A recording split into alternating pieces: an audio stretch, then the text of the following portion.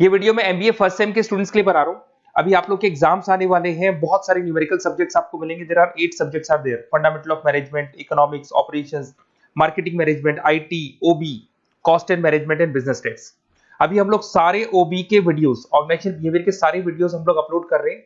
उसके लिंक मैं आपको शेयर करूंगा, बट जो लिंक मैं शेयर करूंगा उन चैनल्स को सब्सक्राइब कर लेना और कमेंट या लाइक जरूर करना, क्योंकि नेक्स्ट जो हम थ्योरी सब्जेक्ट्स डालने वाले हैं उसका नोटिफिकेशन वही मिलेगा, क्योंकि हम आपको रेगुलर लिंक नहीं शेयर कर पाएंगे। साथ के साथ 2 प्रैक्टिकल सब्जेक्ट्स हैं, न्यूमेरिकल सब्जेक्ट्स हैं, cost accounting and business states. Seriously इनको लेके चलना, क्योंकि इनमें सबसे ज्यादा बैक आती है।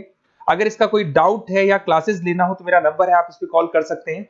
मेरा क्लासेस ऑनलाइन ऑफलाइन रिकॉर्डेड तीनों मोड पे क्लासेस चल रहे हैं। बेसिकली हम लोग का जो क्लासेस है वो ऑनलाइन ऑफलाइन रिकॉर्डेड तीनों मोड पे चल रहा है। आराम से मैं सिलेबस करा दूंगा, आपको कहीं दिक्कत नहीं आएगी। और थ्योरी सब्जेक्ट्स में फ्री ऑफ कॉस्ट अपलोड कर रहा हूँ।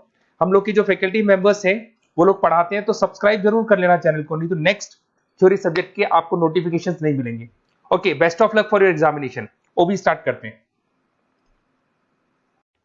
Models of organizational behavior. This is a very important topic from examination point of view. 3 model इसमें आते हैं आपके। पहला आता है ऑटोक्रेटिक मॉडल, सेकंड 4 आते हैं। सेकंड आता है आपका कस्टोडियन मॉडल, थर्ड आता है आपका supportive model and fourth one is collegial model. 4 model आते हैं। समझना क्या क्या होते हैं, बहुत सिंपल है, समझ में आ जाएगा। पहला है आपका ऑटोक्रेटिक। ऑटोक्रेटिक क्या बोलता है, आपका फंडामेंटल सबसे पहला मॉडल यही होता है ओबी में। क्या कहता है, according to this paradigm the workers are focused on compliance and discipline.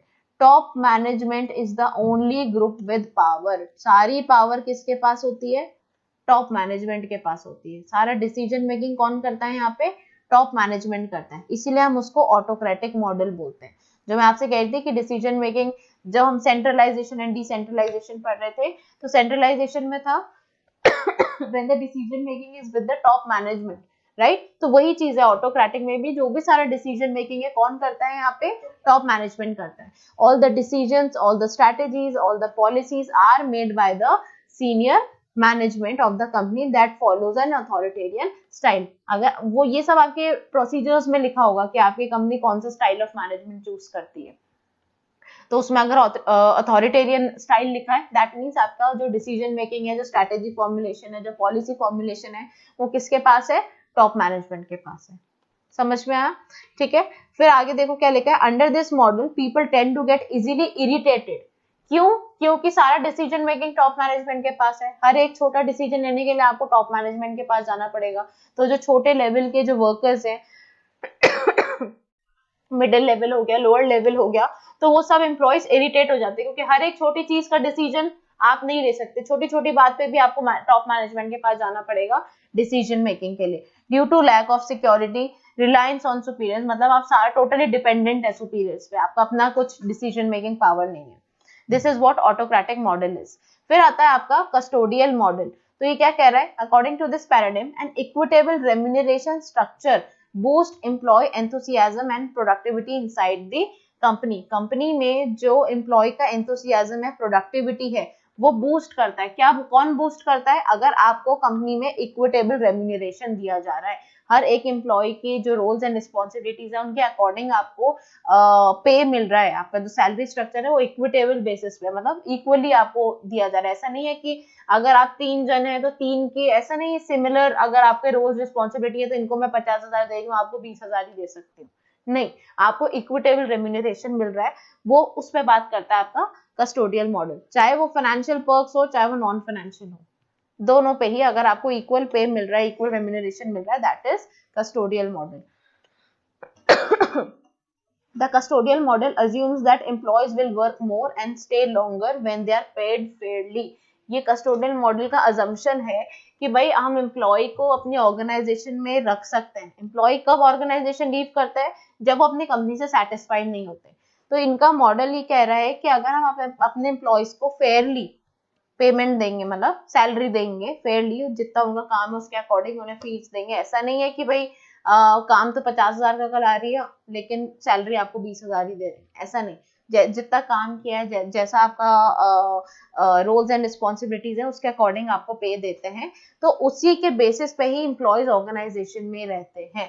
अगर आपको फेयरली पे किया जाएगा तभी एम्प्लॉयज ऑर्गेनाइजेशन में टिकेंगे, नहीं तो छोड़ के चले जाएंगे। ये है आपका कस्टोडियल मॉडल। पहला हमने क्या पढ़ा था? ऑटोक्रेटिक। ऑटोक्रेटिक में क्या पढ़ा हमने कि जो मैनेजमेंट है, टॉप मैनेजमेंट, उनके पास होती है डिसीजन मेकिंग पावर। सेकंड आपने कस्टोडियल पढ़ा, तो ये इक्विटेबल रेम्यूनरेशन की बात कर रहा है, चाहे वो फाइनेंशियल हो चाहे नॉन फाइनेंशियल हो। आपका रेम्यूनरेशन इक्वल बेसिस पे होता है, आपके रोल्स रिस्पॉन्सिबिलिटीज के बेसिस पे होता है। सेकंड पॉइंट क्या कह रहा था कि जो एम्प्लॉयज है वो ज्यादा काम करेंगे एंड आपके ऑर्गेनाइजेशन में ज्यादा रहेंगे अगर आप उन्हें फेयरली पे करेंगे तो। ठीक है, अगर आप फेयर पेमेंट कर रहे हैं तो आपके एम्प्लॉयज ज्यादा काम करेंगे, कंपनी की तरफ डिसिप्लिन होके सिंसियरिटी से काम करेंगे। थर्ड मॉडल आता है आपका सपोर्टिव मॉडल। सपोर्टिव क्या कह रहा है? This approach assumes that although employees may be somewhat self motivated, they nevertheless requires managerial help to achieve their best. मतलब सपोर्टिव मॉडल क्या कर रहा है? सपोर्ट की बात कर रहा है। ऑल्दो एम्प्लॉय सेल्फ डिपेंडेंट है, अपना काम खुद कर सकते हैं, डिसीजन मेकिंग खुद ले सकते हैं, लेकिन फिर भी एम्प्लॉयज को सपोर्ट की जरूरत होती है। सपोर्टिव मॉडल किसकी बात कर रहा है? सपोर्ट की। ठीक है, तो किसका सपोर्ट चाहिए यहाँ पे? आपको मैनेजरियल हेल्प, आपके मैनेजर्स की हेल्प की जरूरत है। सपोर्ट किससे चाहिए यहाँ पे? मैनेजर्स से। ये मॉडल इसकी बात कर रहे हैं कि आप अपना काम कर सकते हैं, अपना डिसीजन मेकिंग खुद कर सकते हैं, लेकिन फिर भी ये मॉडल कह रहा है कि लेकिन फिर भी आपको अपने मैनेजरियल हेल्प की जरूरत होती है। As a result, supportive model aims to strengthen the interaction. Interaction किसके बीच में इंटरेक्शन बढ़ रहा है यहाँ पे? Managers and the staff members. Company के जो एम्प्लॉयज हैं, मतलब मेंबर्स जो हैं, स्टाफ मेंबर्स जो हैं, और जो मैनेजरियल लेवल पे जो लोग हैं, उनका इंटरेक्शन और स्ट्रॉन्ग हो जाता है। इस चीज की बात कर रहा है सपोर्टिव मॉडल। ये तो नाम से पता चल रहा है, सपोर्टिव मॉडल मैनेजरियल सपोर्ट की बात कर रहा है। फिर आता है आपका लास्ट जो कह रहा है कॉलेजियल model, which refers to a situation where group of co-workers share responsibility। तो यहाँ पे जो co-workers हैं, आप सब अगर co-workers हैं, colleagues हैं, तो आप सब आपस में responsibilities and work को equally divide करके काम करते हैं। ऐसा नहीं है कि 5 लोग हैं तो 5 में से 2 ही काम कर रहे हैं, 3 टाइम पास कर रहे हैं। इक्वली आप अपने रिस्पॉन्सिबिलिटी शेयर करते हैं, सब साथ मिलके काम करते हैं। This is what collegial model is. This model places a strong emphasis on encouraging collaboration. Collaborate, सब साथ मिलके काम कर रहे हैं। जैसे 2 कंपनीज का कोलैबोरेशन होता है, यहाँ पे एम्प्लॉयज का कोलैबोरेशन है विद इन दी ऑर्गेनाइजेशन और विद इन दी कंपनी।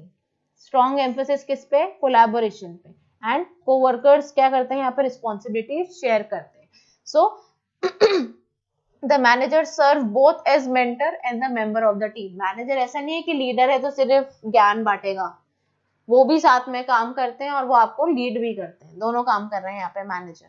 आगे देखो, their job is to encourage team work. अपने टीम मेंबर्स को एनकरेज करना, टीम वर्क को प्रमोट करना and make sure the team performs well.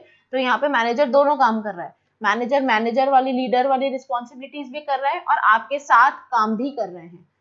तो ये होता है कॉलेजियल मॉडल कि सबकी रिस्पॉन्सिबिलिटीज है, इक्वल रिस्पॉन्सिबिलिटीज डिस्ट्रीब्यूट हुई है, weather you are a manager or not.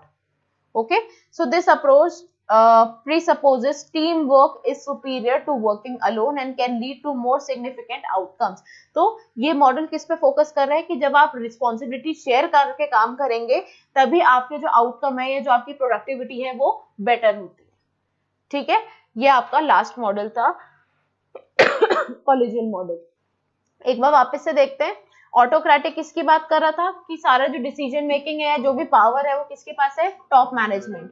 Custodial में हमने क्या पढ़ा कि जो आपको रेम्यूनरेशन है वो इक्विटेबल बेसिस पे होगा, कोई भेदभाव, कोई बायसनेस नहीं होगी, फेयरली ट्रीटमेंट होगा, whether it is about financial perks और नॉन फाइनेंशियल पर्क्स। देन हमने पढ़ा supportive model. Supportive model managerial support की बात कर रहे हैं कि एम्प्लॉयज इंडिपेंडेंटली काम तो कर सकते हैं लेकिन फिर भी उन्हें मैनेजरियल सपोर्ट की रिक्वायरमेंट होती है। फिर हमने लास्ट पढ़ा कॉलेजियल मॉडल, जो किसकी बात कर रहा है कि हमारे जो रोल्स एंड रिस्पॉन्सिबिलिटीज है मैनेजर्स एंड को वर्कर्स के बीच में वो इक्वली शेयर होनी चाहिए, रिस्पॉन्सिबिलिटी सबके पास होना चाहिए। मेंटर जो है या जो आपके टीम लीडर हैं वो आपकी टीम को लीड भी कर रहे हैं लेकिन साथ के साथ आपके साथ काम भी करा रहे हैं। This is what collegial model is about. तो ये आपके 4 मॉडल्स थे मैनेजमेंट के। These are very very important, so please इसे मिस मत करना।